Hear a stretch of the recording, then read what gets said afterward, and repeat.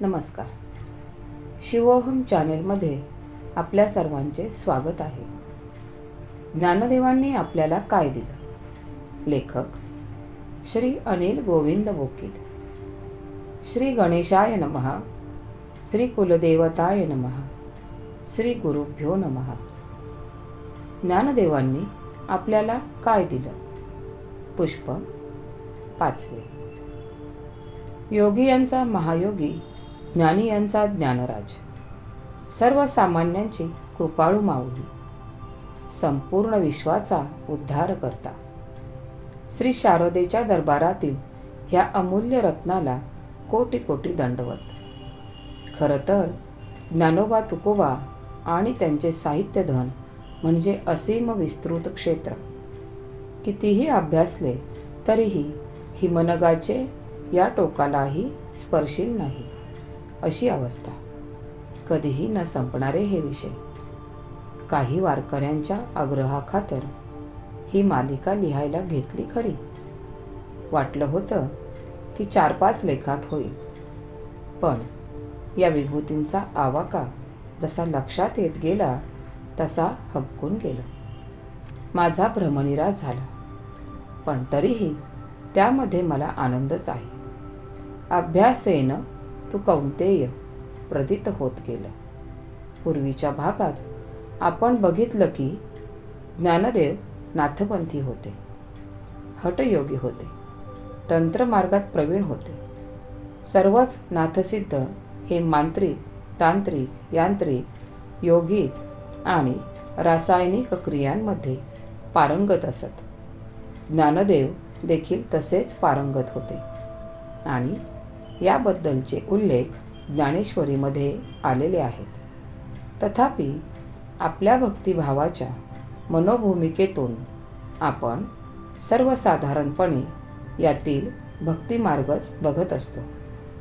नाथांप्रमाणेच ज्ञानदेवांना पण वनस्पती आणि रसायनविद्येचे ज्ञान होते.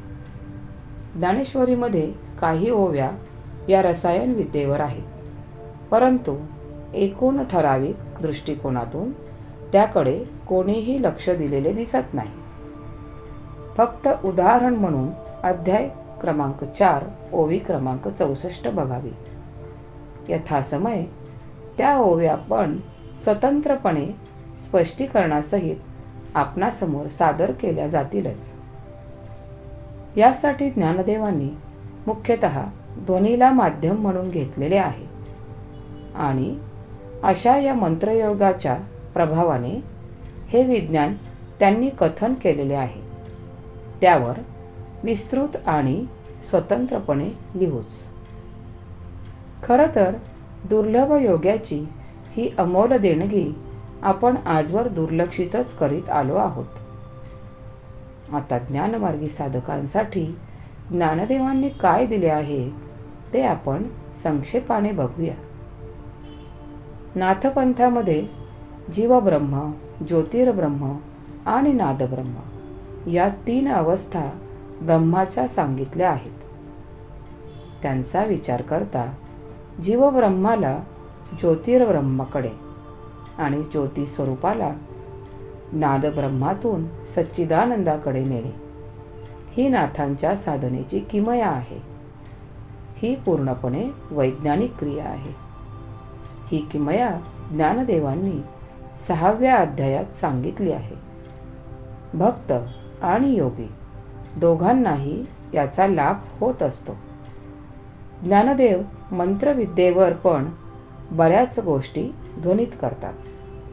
मंत्रयोग म्हणजे मांत्रिक होणे असं आपण समजतो, पण तसे मुळीच नाही.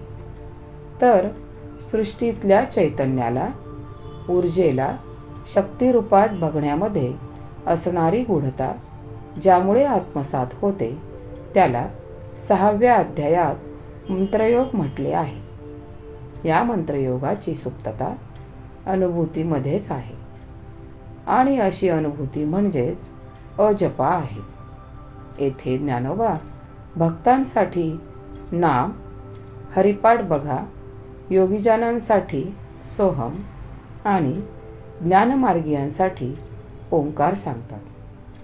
हा जरी फरक वाटत असला तरीही अद्वैत दृष्टीने त्यांचे ऐक्य देखील अधोरेखित करतात. या दृष्टीने आजवर ज्ञानोबा माऊलींच्या रचनांकडे बहुतांशी दुर्लक्षच झालेले दिसून येते. प्रत्यक्षात ही अप्रतिम अतुलनीय देणगी आहे त्यांची. ज्ञानी, योगी आणि भक्त तिघांसाठीही नाथपंथात सोहम, हंसहा, स्वरूप आणि निसर्गसिद्ध परागायत्री आहे. तीच अजपा होय. तिचा ध्वनी नादरूपात श्रवण करणे हाच आनंद असतो. आणि ही गोष्ट ज्ञानदेवांनी भावार्थ दीपिकेत तसेच हरिपाठात पण ध्वनित केली आहे. संदर्भ जरूर बघावेत कोणीही. ज्ञानेश्वरी अध्याय 6 आणि हरिपाठ बघा. देवाची ये द्वारी उभा क्षणभरी, तेणे मुक्तिचारी साधियेल्या. देवाची ये द्वारी उभा क्षणभरी. यात जो क्षण म्हटला आहे तिथेच हे गूढ लपलेले आहे.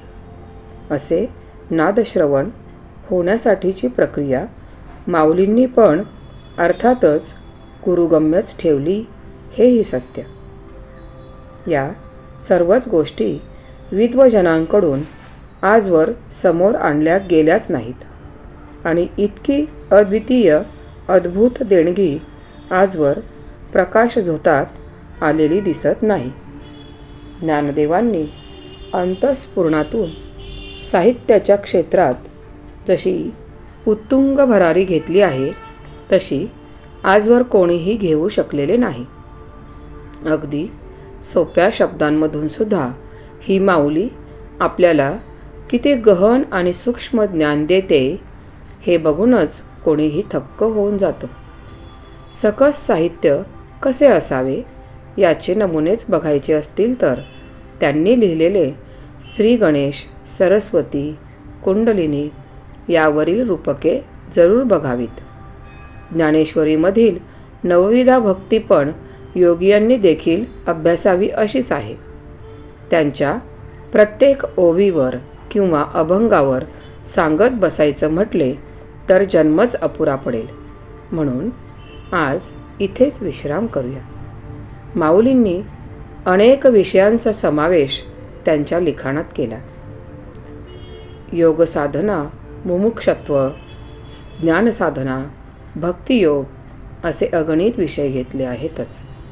पण ह्या सर्वांपेक्षा विशेष भाग घेतलाय याचक वृत्तीचा की मागावे कसे. म्हणून पुढील विवेचन म्हणजे मागावं कसं यावरील माऊलींच्या ओव्या आणि त्यातून मार्गदर्शन आपण बघणार आहोत. जय जय राम कृष्ण हरी, जय जय राम कृष्ण हरी. धन्यवाद.